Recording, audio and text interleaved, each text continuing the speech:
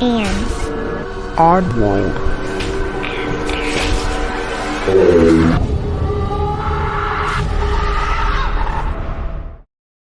Hey oddballs, I'm your host Jensen, and welcome to episode 77. You know, it is so wild that it's basically already 2024. I mean, yeah, there's a few weeks, couple weeks, I don't even know. Not that many at all. It's just weird because it's always like the New Year's start out really slow, and then you blink and you're halfway through the year, and then you blink and then it's the end of the year. I don't know, it's just wild. It's just a wild thought. But I'm going to shut up because we are going to learn about a Chinese Zodiac today. We are halfway through these Chinese Zodiacs and I don't know, it's really fun. I kind of forgot about the mythical creatures, so the next episode, that's going to happen. Anyhow, we're doing Chinese Zodiac today, so forget about the mythical creature because it's all about the Chinese Zodiac. So here we go. Zodiac. I'm into that. Today's lesson is the pig. As the last sign of the Chinese Zodiac, pig represents wealth and luck from the ancient times. It is docile, has no plan to harm others, and can bring affluence to people. And its chubby faces and large ears also win the affection of people. However, pig sometimes is not thought to be a smart animal in China, as it likes sleeping and eating and becomes fat. And thus, it also features laziness and clumsiness.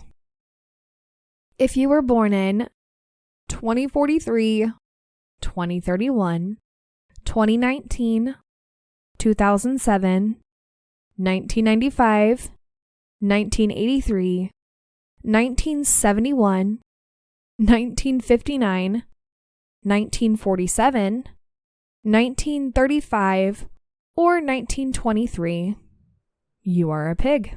And if you want to know what's past 2043 or back before 1923, you just add 12 to 2043 and keep adding 12, or you minus 12 to 1923 and then just keep minusing 12.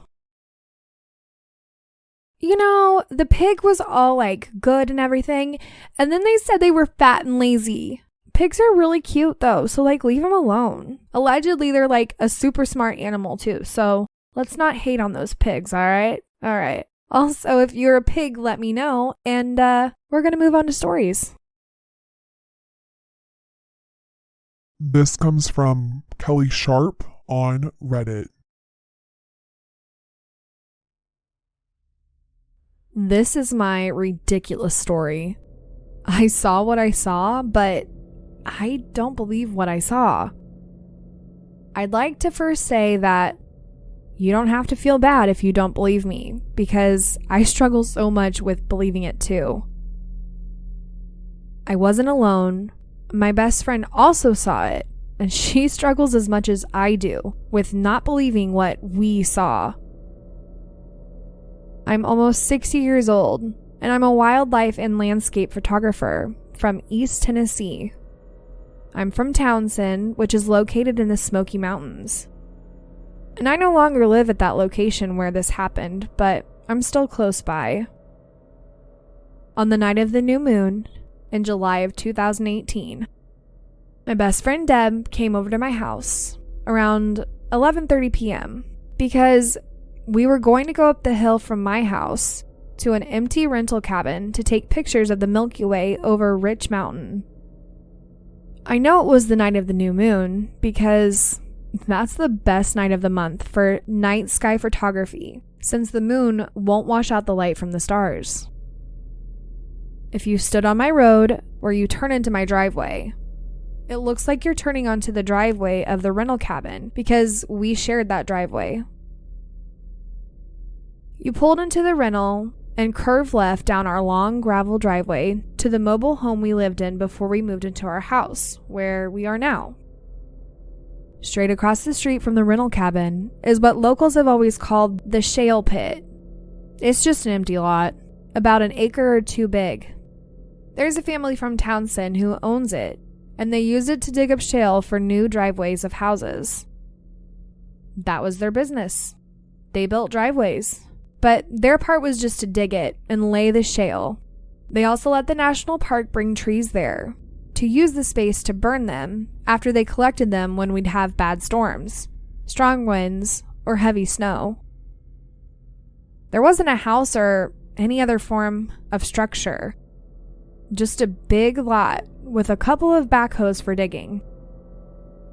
Okay, here it goes. Deb and I had taken her car up the driveway to the rental cabin, and we parked right in the front, and her car was parallel to the road. The road was about 10 yards from the car, and the entrance to the shale pit was across the one-lane road we lived on, so about 10 more yards. That means 20 yards total from the car to the entrance of the shale pit. We sat our tripods up and had each taken a couple shots of the night sky when we heard what sounded like tires on gravel somewhere down at the river. You have to cross a bridge over the river to get to my old house and all the houses on that road, the shale pit included, of course. I said out loud to her, "Someone is down at the river." I can't remember if she heard it. Just a few seconds later, we heard a loud truck that sounded like it was crossing the bridge and starting up my road. It might be a fourth of a mile from the bridge to my driveway, probably less. We could hear that the truck was going really slow, and it sounded like it was really old and barely running. As it got closer, I asked Deb if she locked her car, since we were on the back side of the cabin and couldn't see it from there.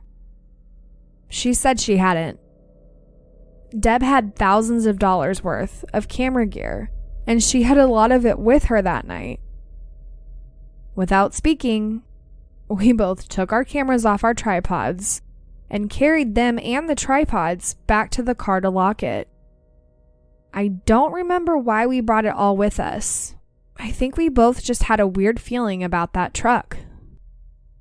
I know I definitely did. I don't even know what to say, other than it sounded like it was creeping around that area because it was going so slow. I could have walked as fast as the truck was going. When we got back to her car, we sat our stuff in the back seat, right as the truck got to where it was even with the cabin and us. It was a dark colored truck, and it looked like it could have maybe been something like a Chevy S10, maybe back in the 70s or 80s. We couldn't see who was driving or how many people were in it. The truck stopped and turned onto the driveway to the cabin, which means it was also turning onto my driveway. It only got 2 wheels onto the property when it stopped and backed up across the street into the entrance of the shale pit. Its lights were shining directly into our eyes. It just sat there with its loud, sad motor running. Deb asked me what the hell they were doing, and I said, I don't know. But they're starting to piss me off because they know they're blinding us with their headlights. I waited about 10 more seconds before I reached into my pocket and pulled out my mag light flashlight and turned the dial around the bulb to high beam. Then I turned it on and pointed it right at the truck. I had intended on shining my obnoxiously bright flashlight at them until they turned their headlights off or drove away. Well, they did turn their headlights off. And in turn, I turned my flashlight off. They didn't turn their motor off, though. This was creepy. And my stomach kind of churned because I thought I had pissed them off. And we were up at the empty rental cabin after midnight. And my husband was all the way back down at our house asleep. The truck stayed there for about another half a minute. And then it finally turned its motor off. And it was gone. Yes. I swear upon everything I've ever loved that truck wasn't there anymore. We didn't see it fade away. It didn't turn off like a light switch or television. It just wasn't there anymore. Then Deb and I both did something totally out of character for two old ladies. We ran to where the truck had been sitting. I couldn't say a word, but Deb said, well, she yelled over and over, "What the fuck did I just see? What the fuck did I just see?" I told her to stop screaming so I could call Jack, my husband. I was hysterical and told him to get up the hill as fast as he could. He also drove up instead of walking, and he was there in no more than 2 minutes. I told him a very short version of what happened, and he went across the street to the shale pit and pulled in as far as he could. It's all just dirt and rock. There aren't even trees there since they dig in that area. The only trees are the ones that the park brings to burn, and there wasn't any of those at this time. He came back across the street and said there's nobody and nothing over there except for the 2 backhoes. They must have left and y'all didn't see them. Then we explained the whole thing again, and he realized that they couldn't have left without us seeing them since we were standing right in front of them. So he went back over there on foot this time with my flashlight since it had the high beam on it. Again, he came back and said there's nothing there. He said he even looked inside the cabs of the backhoes just in case. There's actually a ridge above the shale pit lot, but it's vertical and about 100 feet high. This 1 acre lot is literally just dirt and rock with nowhere to go or nowhere to hide, even for a person, let alone a whole truck. We didn't take any more pictures. We went back down to the house, and Jack went inside. I was outside with Deb, and she said, "Kelly, there's no need to go in there and try to convince him of what we saw. It's ridiculous, and you can't expect him to believe you. It'll just cause an argument. We saw what we saw, but nobody is ever going to believe us. And now, we don't even believe us. We talk about it sometimes and laugh, but it's not really all that funny. Because even though we know we saw what we saw, what did we see? If it were a scary movie, you'd think the truck would turn the motor off first and leave the headlights on and then disappear. But no, it turned off its lights, and we could very clearly see the truck sitting just yards from us. The motor goes off, and it was like I blinked and it was gone. Maybe even in less than a blink. How can an inanimate object be a ghost? I'm not sure I even believe in ghosts at all, but I saw that truck disappear. And as I type these words, I full on understand how ridiculous and stupid it sounds. But it happened. But I don't even believe it. It's a weird place to be in. And Deb is in the exact same place. I believe in God, so I guess that means I believe in the supernatural, since God is supernatural. But I don't believe in disappearing trucks. But I saw one disappear. Can you understand what I'm saying? I don't believe what I saw, but I saw it. Okay, where are my supernatural fans at? Because my brain went straight to the episode where the truck is a ghost truck and it does disappear. I might be confusing it with another episode because I think there's another episode with another kind of car that like hits people or does something. I don't know. But either way, and there's definitely a ghost truck for sure. But I can't say I've ever read a story that is like this other than watching shows on TV. But the fact that there are 2 people seeing this happen, that's freaking wild. It's not just one person. There are 2 people seeing this. Like in my mind, I'm picturing a very clear area and you would totally see this truck disappear. Like disappear as in drive away, disappear, not like literally disappear like how they saw it, which is wild in itself. And don't feel stupid. Don't feel stupid at all.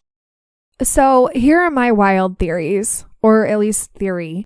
I mean, what if this person straight up just unfortunately passed away in this truck and they're on the other side driving this truck and, you know, I don't know, maybe they're just reliving that every single time. Like it's kind of messed up. And I will just let you run with your own theories as to what could happen to that person because I don't really want to say it on here. I won't. But we'll just say that this person has passed away in this truck. Unfortunately, maybe that's how it ended for them. And so for them turning off their car was like, I don't know. It's really messed up. That is the theory that I'm going with. And it's a messed up one, or it could be like supernatural and it could be a ghost that's going to kill you, which I don't think it is. It's a wild one. I love it. But don't feel crazy. You saw what you saw, like you said. And your friend also saw it as well. So I'm going with you saw it. It happened. That was something that happened. And yeah, if you guys have any theories, let me know. But we're going to go ahead and move on to the next story. This comes from an anonymous writer. I work grave shifts for a residential habilitation company, meaning I work inside the client's home. When I first got started with this company, I had 2 specific clients I would work with every week, and they lived in the same house. I was going on 3 months at the company at this time, and my clients were super high functioning and would go to bed super early. They usually wouldn't wake up until their morning staff arrived. This meant I could frequently get away with sitting outside to vape for extended periods of time. During the first 3 months, there was a collection of neighborhood cats that would wander around, and frequently they'd come up to me and let me pet them. I feel like a cat whisperer because I never met a cat that didn't like me, and I have 3 cats of my own. Well, one night, when I got to work, the next door neighbor's house caught fire and started burning down. I had to call the fire department and try to keep it from spreading to my client's house because of the proximity. It was a whole ass mess and not a very fun night. Well, about a week later, the owners of this house asked me if I've seen any of their cats. They showed me pictures, and I had seen one of them. He would come up to me all the time to get pets when I'd sit outside. Side note, it was hard to get this cat confused with other cats in the neighborhood because he was a chonker. He was blind in one eye and had a mustache with the way his coat looked. They were really excited to hear that because they were worried they got stuck in the house. And mind you, I literally pet this cat the night before they came asking about him. That was the last time I saw the cat. Well, eventually, they started clearing out the house, and unfortunately, they found all 3 of their cats dead in the house, including the one that I thought I had pet. As soon as I heard what happened, a chill went down my spine, because I realized I was possibly petting a ghost cat. I guess he liked me enough to come say goodbye before he passed on. I try not to think about it though, because it's my only ghost encounter where I can't explain it away with logic. The only logical explanation I came up with is there was somehow another fat, partially blind tuxedo cat with a mustache in the neighborhood. But the fact I never saw that cat again makes me feel like that's not the case. Well, that is just really sad. I mean, I'm a cat lover and I grew up with cats and all the things. And yeah, it's just really sad. It's really sad, period, when any animal dies. But I'm just going to go ahead and say it's safe to say that this cat came to tell you goodbye. I really think that. And you may not have known that at the time, obviously. But I think that's what happened. I think you were his little buddy that he would come and visit, and he was just saying, hey, I'm not coming back, but I'm coming to tell you goodbye. And that's really sad because you had no idea. And as this person has stated, it wasn't really hard to confuse this cat because he was a chunky boy and he had a mustache, which is so freaking cute. Oh my God. Yeah, I don't really think it was another cat. I'm fairly certain that it was their cat, and that is really upsetting. But it's also really sweet. The fact that this cat, like, you know, you meant something to this cat and they were coming to tell you goodbye. Oh, that's so sweet. Guys, don't ever take your animals for granted. They're so freaking sweet. Even when they're assholes, they're so sweet.